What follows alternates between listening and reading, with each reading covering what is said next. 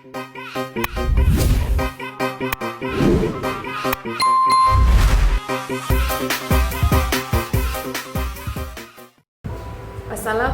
warahmatullahi wabarakatuh.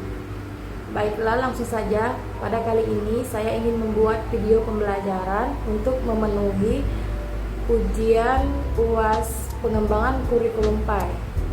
Pada kesempatan ini kita akan membahas topik yang sangat penting dalam dunia pendidikan, khususnya dalam pendidikan agama Islam, yaitu pendekatan dalam pengembangan kurikulum pendidikan agama Islam.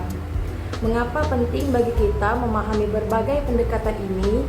Karena melalui pendekatan yang tepat, kita bisa merancang proses pembelajaran yang tidak hanya menyampaikan ilmu, tetapi juga membentuk karakter, kesadaran sosial, dan mampu menjawab tantangan zaman di era digital ini. Pendidikan agama Islam atau PAI memiliki peran yang strategis dalam sistem pendidikan nasional Indonesia, terutama di madrasah dan sekolah Islam. PAI bukan hanya bertujuan untuk menanamkan pengetahuan, tetapi juga nilai, akhlak, dan karakter Islami. Namun, di tengah tantangan global seperti modernisasi, teknologi, dan keragaman sosial, pengembangan kurikulum menjadi penting agar tetap relevan. Karena itu, pendekatan dalam pengembangan kurikulum menjadi kunci penyesuaian isi dan metode pembelajaran dengan kebutuhan zaman dan peserta didik. Adapun macam-macam pendekatan dalam pengembangan kurikulum PAI. Yang pertama, pendekatan subjek akademis. Fokus utamanya penguasaan ilmu keislaman secara sistematis dan ilmiah. Struktur kurikulum dibagi ke dalam mata pelajaran Al-Quran Hadis, fikih, akidah akhlak, dan sejarah kebudayaan Islam. Metode pembelajarannya itu menggunakan metode ceramah, diskusi teks, hafalan, dan kajian kitab. Tujuannya untuk mewariskan ilmu-ilmu Islam klasik ke generasi muda. Yang kedua, pendekatan humanistik. Fokus utamanya peserta didik sebagai pusat atau student center. Tujuannya mengembangkan seluruh potensi manusia, intelektual, emosional, spiritual, dan sosial. Metode pembelajaran menggunakan refleksi, pengalaman, seni Islami, mentoring, muhasabah. Kelebihannya untuk menumbuhkan motivasi belajar dan kesadaran spiritual dari dalam diri. Kekurangannya yaitu sulit dievaluasi secara objektif, butuh guru yang efektif dan kreatif. Yang ketiga, pendekatan konstruksi sosial. Fokus utamanya menghubungkan ajaran Islam dengan masalah sosial. Tujuannya untuk membentuk peserta didik yang kritis dan aktif menyelesaikan masalah di masyarakat.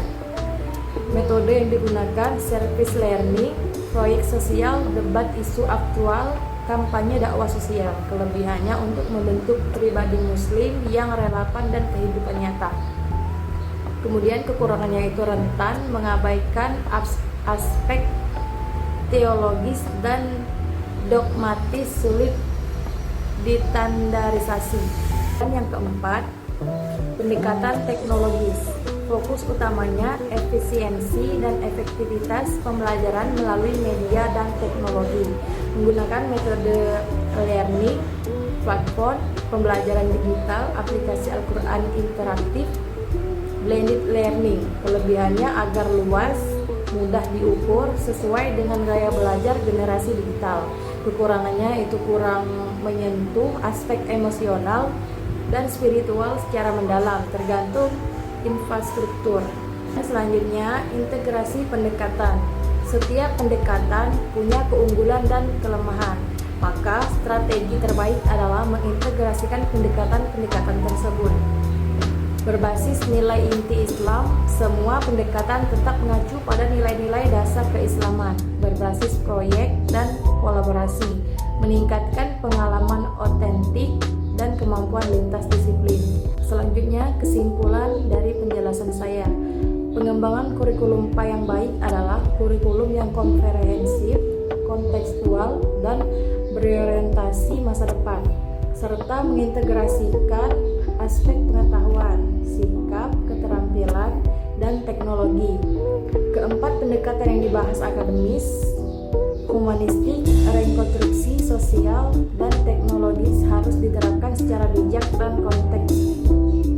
Demikianlah pembahasan kita tentang pendekatan dalam pengembangan kurikulum pendidikan agama Islam, menjadi guru, calon pendidik, atau pelaku pendidik yang lebih peka dan bijak dalam menyusun pembelajaran yang berkualitas sesuai zaman. Mungkin cuma ini yang dapat saya sampaikan, kurang dan lebihnya saya mohon maaf. Kepada Allah saya mohon ampun. Wassalamualaikum warahmatullahi wabarakatuh.